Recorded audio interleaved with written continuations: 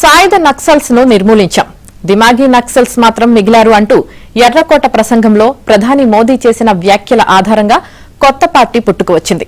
మోదీ ఆ వ్యాఖ్యలు చేసిన 24 గంటల్లోనే దిమాగి నక్సల్స్ అనే పేరిట ఇన్స్టాగ్రామ్, ఎక్స్ లో తెరిచిన పార్టీ ఖాతాలకు అనూహ్య ఆదరణ లభించింది. ఇన్స్టాలో 1.81 లక్షల మంది, ఎక్స్ లో 7,000 మంది ఆ ఖాతాలను అనుసరించారు. ఇన్స్టాలో దిమాగి నక్సల్ పార్టీ అని, ఎక్స్ లో దిమాగి నక్సల్ జనతా పార్టీ అని ఖాతాలు తెరిచారు.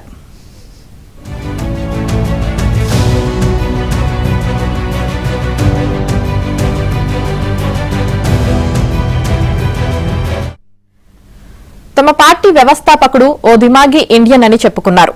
ఇన్స్టాగ్రామ్ ఖాతా ఎప్పుడు సృష్టించారనేది స్పష్టత లేదు గాని ఎక్స్ ఖాతాను మాత్రం ఈ నెలలోనే తెరిచారు. మరోవైపు మోదీ చేసిన దిమాగి నక్సల్ వ్యాఖ్యలపై విపక్షాలు విరుచుకుపడ్డాయి.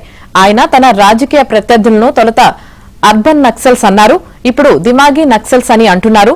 మోదీలోని నిరాశ నిస్పృహలను ఈ పదం తెలియజేస్తుంది అని కాంగ్రెస్ నేత జైరాం రమేష్ ఎక్స్ లో విమర్శించారు.